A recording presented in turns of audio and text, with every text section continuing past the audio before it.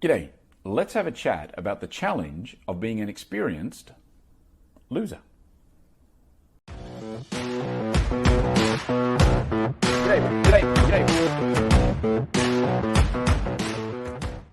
We tend to talk a lot about the importance of making mistakes and losing while you're young so that you can learn from those mistakes. And in theory, of course, the same should hold true also when you are older and more senior and more experienced. But the reality is that it's often hard for us to do that. The more senior and more experienced we are, the more we tend to think, well, we're right and they're wrong. So if we lose a negotiation, if we lose a deal, then it's much easier for us to say, well, clearly they're wrong because I know I'm right because I've been doing this for a long time. I'm more senior, more experienced. And so the other party just didn't get it. Their mistake. There's nothing to learn from this because I'm right. I know I'm right because I'm more experienced.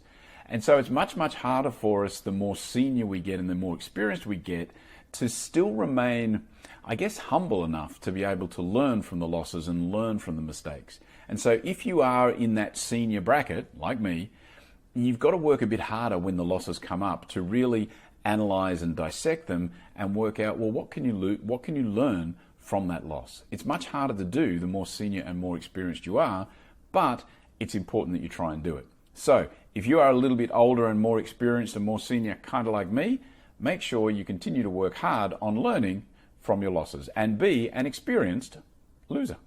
Alrighty, that is it for today. I do thank you for your time and I will be back again tomorrow. See ya.